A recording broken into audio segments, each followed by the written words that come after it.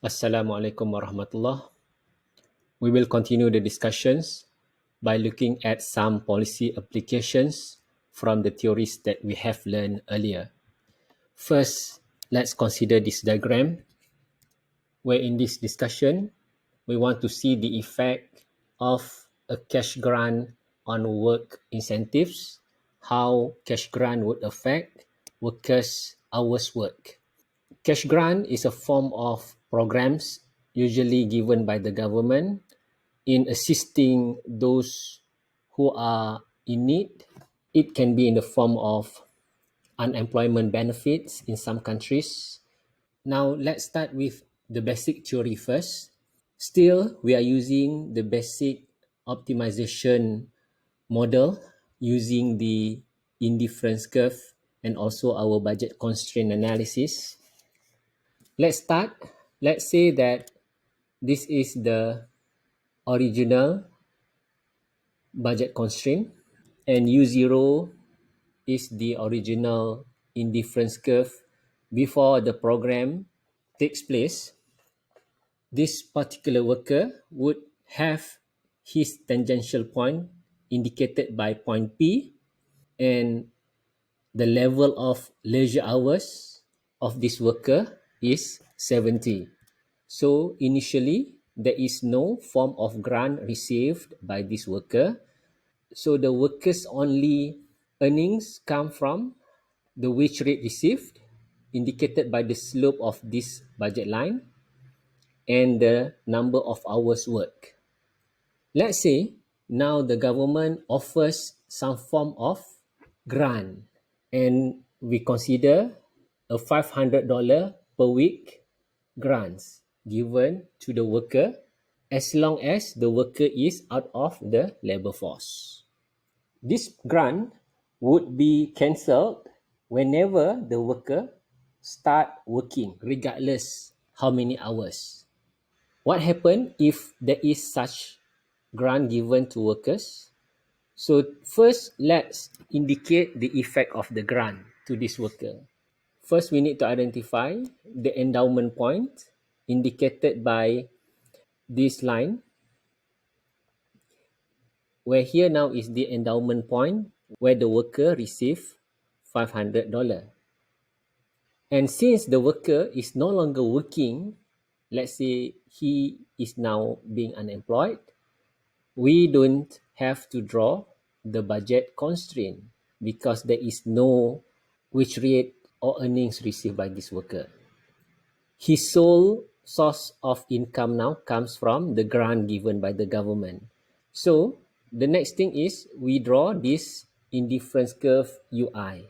And from this analysis, we'll find that at this point, this worker would rather spend all the hours for leisure, 110 hours, because he is now can enjoy consumption level of $500, spend all the hours for leisure, and gets a much higher level of utility indicated by UI as compared to U0. So this is one important effect of cash grant given that has led to many criticisms on welfare programs given to the people. The main argument is that people who receive grants or welfare programs payment would no longer work as hard as before they receive that money. In this example, we will find that this worker now would no longer work. So this is one classic case why many economists would argue that welfare program is not an effective program because it would affect negatively the work incentives. Another consequence of this form of welfare program is that in the future also, this particular worker receiving this 500 per week grant may adjust his or her reservation wage.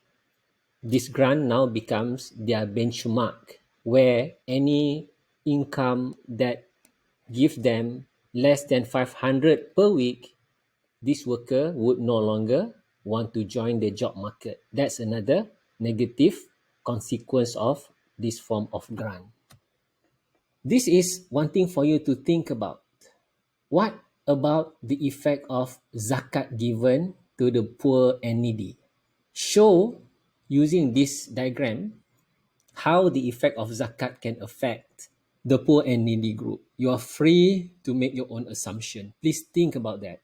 Does zakat would have a negative effect on work incentives? That's the question you need to address. Now, let's change a bit on the program given by the government. We still want to see the effect of a welfare program on hours of work. Since in the earlier program, we noticed the negative effect on workers' incentive to work, now we will adjust slightly the program. What we will have first, this program will be altered. Yeah, whenever the worker is out of job, he would be given $500 grant. This is as before. The adjustment is where for every dollar earned, the government would reduce the grant by 50 cents. The main difference from the earlier one is whenever the worker earn any form of income from any work, the program would immediately stop. But in this case, the program is still on, but a reduction by 50 cents is due for every dollar earned. Let's start the analysis after we have understood the program. So this is the original budget line indicated by FE. FE is the original budget constraint. And in this case, indicated here that the slope of budget line is $10. When this worker earn $10, how many hours he work? He works for 40 hours. Therefore, this is the original tangential point indicated by point P. This worker still entitled to receive the grant $500 per week. So what happened is that since he is still working and receive $10 per hour, his net income per hour now becomes $5 per hour. The net income is now $5 per hour. So what happened? Since he received $10 per hour, because one of the condition of the program is that for every dollar earned, 50 cents will be deducted. So in this case, the net income for the worker will be $5. So to capture the effect of this program, we will have this HR budget line, and the slope of this budget line is $5. This $5 actually is the net income to the worker after we consider the 50 cent deduction for every dollar earned due to the welfare program. Now we find that R is the new tangential point, and this worker would have much higher indifference curve indicated by this indifference curve. Let's say I write U1 over here. And at point R, this worker would work for 10 hours and enjoy leisure for 100 hours. In order to capture the income effect from the program, we will draw a line parallel to the original budget line. So when we draw a line parallel to the original budget line, touching the new indifference curve, indicated by DD, we now have point Q over here as another tangential point on the budget line U1.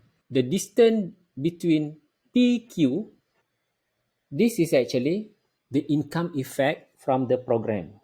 And this is a pure welfare effect. That means because of the $500 per week grant given, it has affected the worker's incentive to work. The worker now would reduce his hours work, and that's indicated by the reduction in working hours shown by the distance between P and Q over here. So this is pure welfare effect due to the welfare program. QR is the substitution effect due to the net income change. This is what we call the substitution effect. The net effect of this program is that it has negatively affecting the workers' incentive to work.